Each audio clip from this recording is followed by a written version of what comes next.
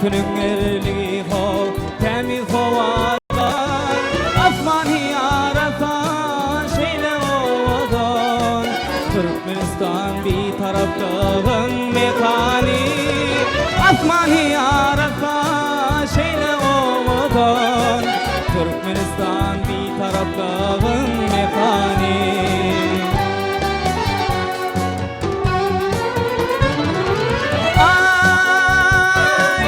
Acayip ağzı bedeni bilen,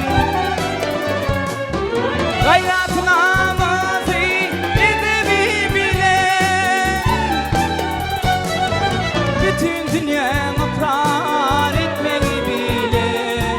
Türkmenistan bir taraflığın mekani, bütün dünyanı ikrar etmeyi bilen.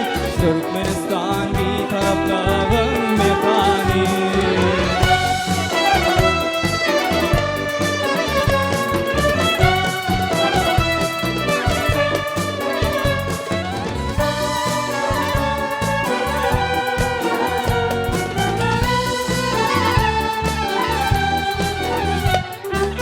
Aydamı fakırdar gergin yerlere, bakiyat yaraşar erkin dillere. Aydımlar yaraşar şirin dillere. Türkmenistan bir taraflığın mekani, Aydımlar yaraşar şirin dillere.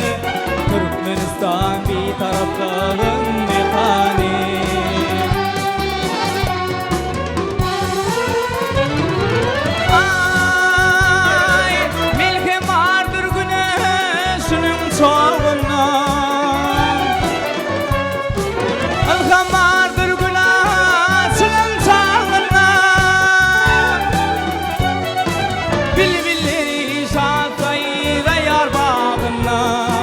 Türkmenistan bir taraflığın mekani, bilbilleri şantayra yar bağına.